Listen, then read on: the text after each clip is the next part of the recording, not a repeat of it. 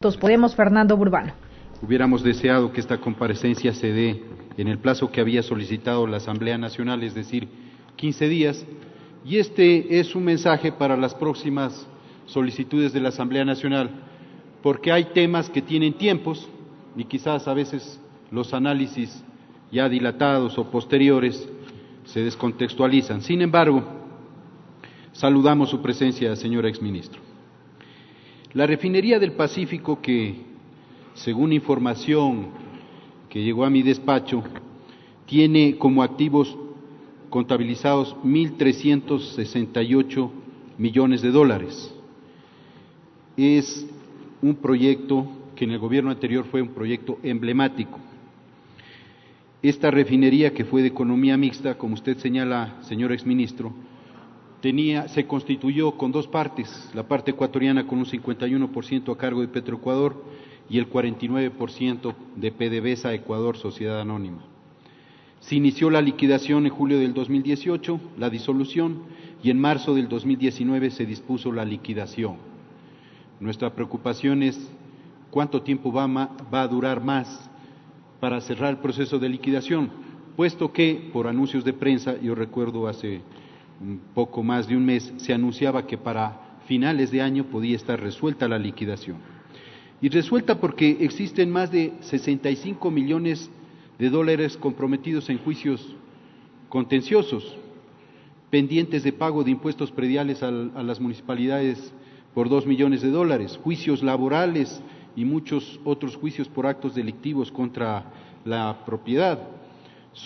Falta solucionar expedientes administrativos con el Ministerio del Ambiente, cerrar licencias ambientales, renovar las pólizas con el Ministerio. Además, cerrar 28 convenios de compensación con las comunidades por la intervención que se hizo la refinería. Es decir, sí es de interés saber qué pasa con el proceso de liquidación, pues hay muchos problemas que no son menores y muchos relacionados con la población que deberían cerrarse. Respecto de los bienes muebles e inmuebles de la refinería, aquí hay una preocupación. Muchos legisladores que vivimos en Manabí y manavitas hemos manifestado con mucha frecuencia qué pasa con el acueducto La Esperanza. Son 6.000 metros cúbicos por hora que ese acueducto día a día transporta. Lo grave de esto es que 1.250 se quedan, no lo grave, lo bueno es que 1.250 se quedan en Manta, 450 en Montecristi y 300 en Jaramijó, pero son 4.000 metros cúbicos por hora que van al mar, que van al mar. Es agua que el sur de Manabí necesita. No es posible que el sur de Manabí tenga una cosecha al año, y cuando la cosecha es buena, generalmente los precios no varían y siempre son malos, y no se sale de la pobreza. Los quintiles 1 y 2, mayoritarios, los que expresan la mayor desigualdad a nivel económico, están radicados en el sur de Manabí. Es decir, que los pobres ven como en su frontera pasa el agua que necesitan para mejorar su productividad. Y este sí es un problema que debería resolverse.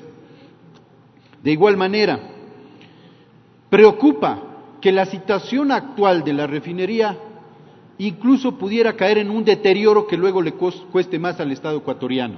Hace 2 meses, en julio exactamente, se incendió el cuarto de baterías y se paralizó el suministro de agua potable para estos 3 cantones.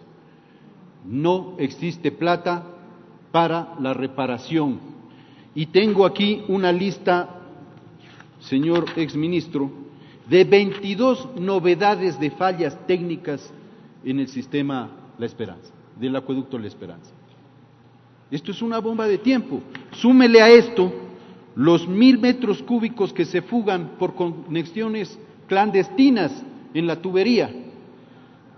Y lo más grave que me parece es que el señor García, que es el liquidador, señala en un oficio que para evitar el inconveniente de las fugas y de las conexiones clandestinas, pidió al Ministerio de Defensa que haga patrullajes para controlar el robo. Y el Ministerio de Defensa se excusó, no atendió. Entonces, ni siquiera las instituciones del Estado que están llamadas a precautelar los sectores estratégicos, porque este es considerado un sector estratégico, presta su contingente para proteger bienes, y en este caso, un bien que le costó el acueducto $300 millones al pueblo ecuatoriano. Esta indolencia estatal realmente llama la atención.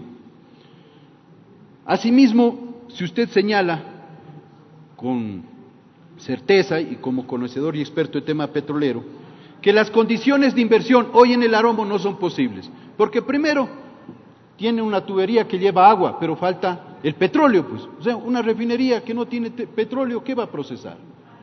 Y ahí hay una inversión adicional que debería hacerse. No hay muelles, no hay boyas, no está al filo del océano. Bueno, entonces uno se pregunta, ¿qué pasó en el diseño, pues? Debieron haber estas consideraciones. ¿O acaso fue un proyecto sobrevalorado, sobredimensionado? Y si fue así, ¿qué es lo que ha hecho su administración y qué es lo que está haciendo? Que deberemos preguntar a la administración actual para remediar el tema, porque no nos podemos quedar en que no hay condiciones de inversión. Algo se debe hacer, o hay que hacer los ajustes para tener condiciones de inversión ahí. ¿Qué tipo de inversión se va a hacer? Hay una planta fotovoltaica que está ya en proceso de licitación de $200 millones o 200 megavatios, no lo escuché bien esta parte, pero lo que nos preocupa es, ¿y qué va a pasar con el resto? Porque esta planta va a ocupar algo así como 160 hectáreas, y el resto de hectáreas, ¿qué se va a hacer ahí? Y usted ha dicho que probablemente pues ahí hay inversiones particulares, que hay iniciativas, pero por favor, pues, o sea, que no tengamos un plan de contingencia sabiendo que no hay condiciones de inversión, también llama la atención. Por eso, señores ministros, sí quisiera saber cuál es el plan de contingencia desde su administración que se hizo conociendo que no iba a haber posibilidades de inversión en ese terreno. ¿Qué vamos a hacer en el restante de terreno que existe? Ahora bien, ahí se habla de ciudad inteligente, de sede agroindustrial, de ciudad universitaria. Todos, no sé si son proyectos promovidos también desde el gobierno nacional. ¿Cuál va a ser la estrategia que tiene el gobierno para promover la inversión para estas otras alternativas? Y si esas alternativas están en el plan de contingencia o no, respecto a la inversión fallida de la refinería del Pacífico, la inversión fallida en la refinería del Pacífico. Señor exministro, si la situación legal que actualmente atraviesa la refinería del Pacífico no favorece la inversión extranjera, ¿qué nos garantiza que esa misma situación legal vaya a favorecer otro tipo de inversión que no sea la petrolera? Y le hago todas estas inquietudes porque ya no es posible que a Manabí, cada vez que va un funcionario nacional, le dice que sí, que tal vez, que quizás, que ojalá, va a haber inversión en la provincia, porque para una provincia que está deprimida después del terremoto y que tiene altos índices de pobreza, no es justo que no se le esté diciendo la verdad y con la claridad absoluta. ¿Va o no a haber la posibilidad de inversión más allá del proyecto fotovoltaico? Porque hay una gran cantidad de tierra que estaría apta o hábil para algún tipo de inversión. Y si la figura legal, la ausencia de liquidación, la ausencia de que PDVSA, como dice este informe que usted también lo asevera, se resiste incluso a asistir y acompañar el proceso de liquidación, ¿cuál es el futuro, pues entonces, de la posibilidad de inversión para Manabí?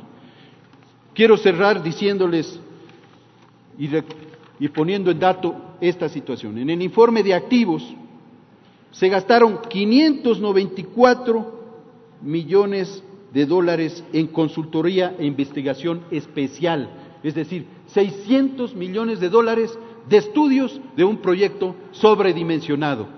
Eso también necesita explicación. Gracias. Las inquietudes planteadas por el asambleísta nacional por el movimiento Juntos